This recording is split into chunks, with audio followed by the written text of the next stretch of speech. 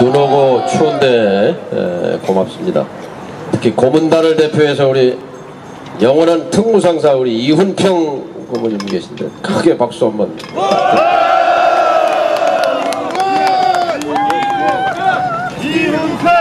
예, 민주세력의 적자이고 적장자이고 상징이십니다. 우리 정대철 상임고문님 다시 한번 큰 박수 부탁드립니다.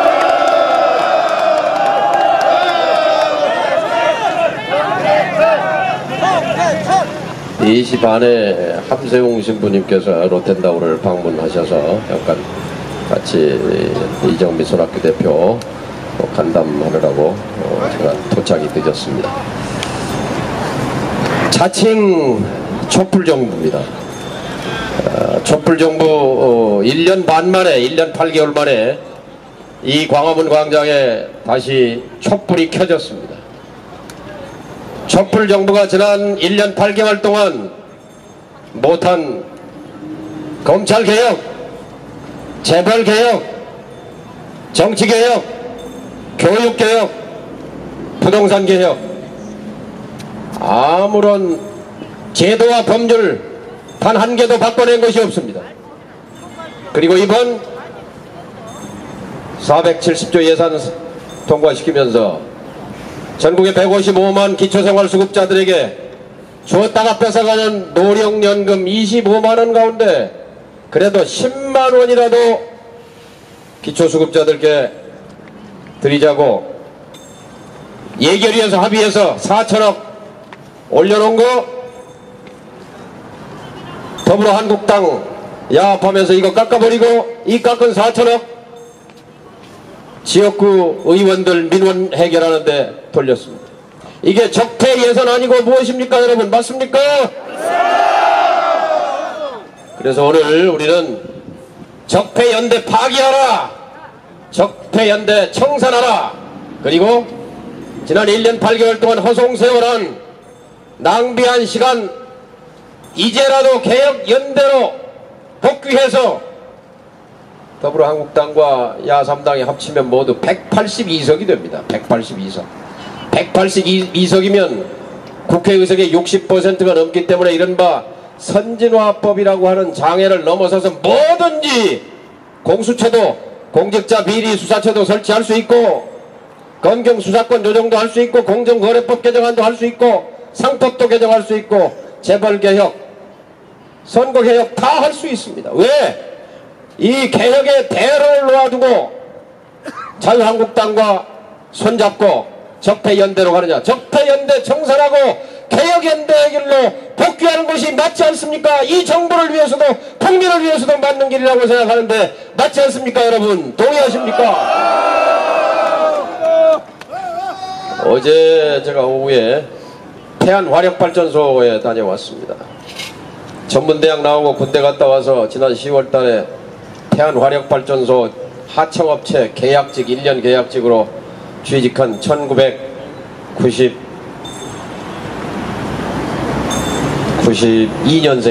94년생이네요. 1994년생. 그러니까 24살 김용균 씨.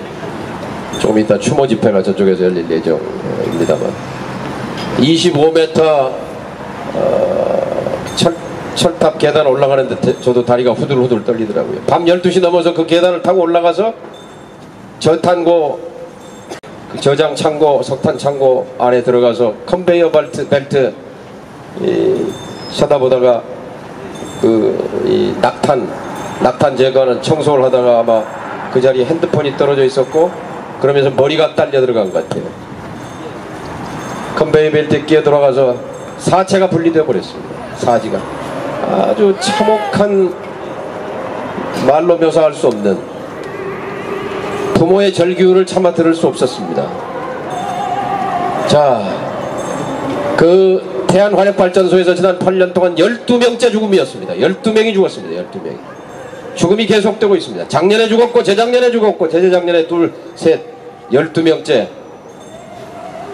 자, 박근혜 정부가 뭐가 달라졌습니까?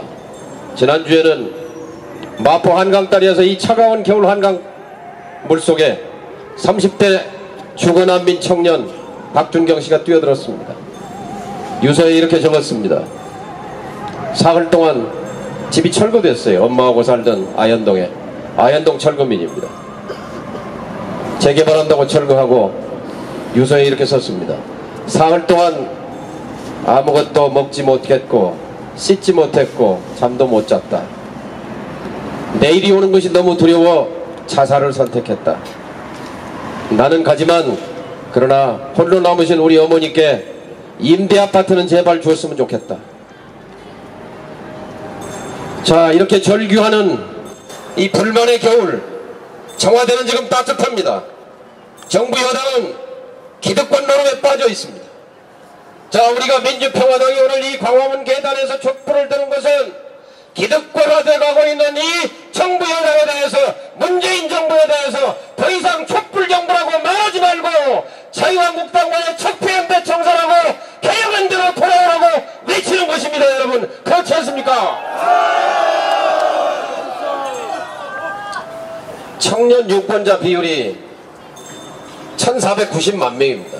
19살부터 39살까지 1490만 명이 지난 대선에 등록한 청년 유권자입니다. 전체 유권자의 36%입니다. 전체 유권자의 36%를 차지하는데 국회의원은 300명 중에 딱 2명 있습니다. 2명. 전 세계 국가의 30대, 20, 30대 국회의원 평균이 13%입니다. 덴마크 같은 나라는 전체 국회의원 가운데 39살까지가 41%입니다. 스웨덴, 노르웨이, 핀란드, 북유럽은 3분의 1이 넘습니다. 전 세계 평균이 13%인데 대한민국은 0.67%입니다. 2명입니다. 자, 컨베이어 벨트에 끼어서 아무 소리 못하고 죽어가는 청년, 한강물에 뛰어드는 청년, 고시원, 옥탑방, 지하실에서 내일을 저당 잡히고 절망을 헤매는 청년의 청년 문제의 해법은 대한민국 국민의 평균 나이는 41세, 국회의원 300명의 평균 나이는 56세입니다. 청년의 고통을, 청년 일자리와 청년 주거와 청년의 N4세대의 이 고통을 가장 잘 대변할 사람은 바로 청년들이, 청년 세력을 만들어서 청년들이 정치적 대리인을 국회에 보내는 것이고, 그것이 바로 우리가 선거제도 개혁을 외치는 본질이라고 생각하는데 동의하십니까? 소수야당 3당이 의석 몇 개 더 갖자고 하는 선거제도 개혁 운동이 아닙니다. 1987년 온 국민이 일어나서 대통령 뽑는 제도를 직선제로 바꾸고 그것을 87체제라고 말합니다. 87체제 민주화 30년 동안 대한민국의 민주주의는 거대한 진전을 이뤘습니다. 그러나 아쉽게도 실질 민주주의, 알맹이 민주주의는 제자리 안이 뒷걸음질 쳤었습니다. 실질 민주주의란 경제적 민주주의, 사회적 민주주의입니다. 양극화와 불평등이 심화된 속에서 대한민국의 민주주의는 끝만 남고 말았습니다. 대한민국이라는 밥상에 둘러앉은 사람은 기득권과 그리고 거대 양당밖에 없습니다. 이 땅에 숫자가 많은 자영업자, 소상공인, 그리고 비정규직 노동자, 청년세대, 농민들은 앉을 자리가 없습니다. 식탁에 의자가 없습니다. 그냥 기득권과 거대 정당이 밥 먹고 치워버리면 멀거니 쳐다보는 부교자일 뿐입니다. 철저하게 배제된 사람입니다. 이 배제된 대집단, 이 대집단을 힘이 없어서 약대집단이라고 말합니다. 이 약대집단에게 식탁에 의자를 놔주라는 것, 이것이 포용국가입니다. 문재인 대통령이 지난 11월 1일 국회에 와서 뭐라고 말했습니까? 모든 국민이 함께 잘 사는 포용국가로 갑시다. 그 말이 구호가 아니라 그 말대로 대한민국을 포용국가로 바꾸려면 바로 식탁에서 의자가 치워져 버린 이 거대한 약자 집단에게도 의자를 놓아주는 포용적 선거 제도를 만들어야 하지 않겠습니까, 여러분? 이것이 민주평화당의 주장입니다.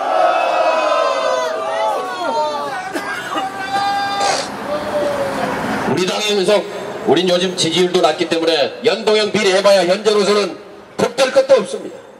그러나 이것은 김대중의 철학입니다. 이것은 우리가 정치를 하는 이유이기도 합니다. 저 정동영이는 개인적으로 정치를 하면서 두 가지 목표가 있었습니다. 하나는 정권을 바꾸는 거였습니다. 우리 정대철 고문님이나 선배님이나 우리 이운평 선배님 다 함께 이 자리에 계신 분이 모두 찍고 또 찍고 정말 비원처럼 정권 교체를 이루었습니다. 저는 그 뒤에 또 하나의 목표가 이제 정권 교체는 이루었으니 정치를 바꿔보자는 소원을 세웠습니다. 그러나 그동안은 거대 영남 기득권 정당의 강고한 벽에 막혀서 틈이 없었습니다. 역사적 기회가 도래했습니다. 지금 이 순간은 저 영남 기득권 자유한국당을 압박하거나 설득해서 역사적인 선거제도 개혁 87 체제에 이어서 2020년 21대 국회부터 새로운 정치체제 선거체제로 2020 체제를 만들 수 있는 새로운 정치제도로 갈 수 있는 역사적 계기에 우리가 촛불을 들고 있다. 저는 그렇게 생각합니다. 이 자리에 오신 분들의 뜻이 그것 아닙니까? 예. 오늘 이 광장을 우리 촛불이 에워쌀 것입니다. 한 300여 분 되시니까 10m 간격이면 3km입니다. 한 5m 간격이면 1.5km. 이 광장 둘레가 한 2km쯤 되니까요. 우리가 이 네거리를 비록 이 숫자지만 광화문 네거리를 에워싸고 저 청와대 들리라고 적폐연대 청산하고 이 역사적인 기회 선거제도 개혁 이렇게 해서 쓰레기 종량제보다 훨씬 더 쉬운 제도입니다. 쓰레기 종량제 미국도 못하는데 대한민국이 어떻게 하겠냐고 했지만 도입하니까 쓰레기 30% 줄고 모범적으로 잘하는 나라입니다. 세계에서 행복도가 가장 1등인 나라, 2등인 나라, 1, 2, 3, 4, 5등 사회적 투명도 1, 2, 3, 4, 5등인 나라와 정확하게 겹칩니다. 정치적 사회적으로 투명하고 행복도가 높은 나라 1등 덴마크, 2등 스위스, 3등 스웨덴, 네덜란드, 핀란드, 노르웨이 이런 순서입니다. 독일입니다.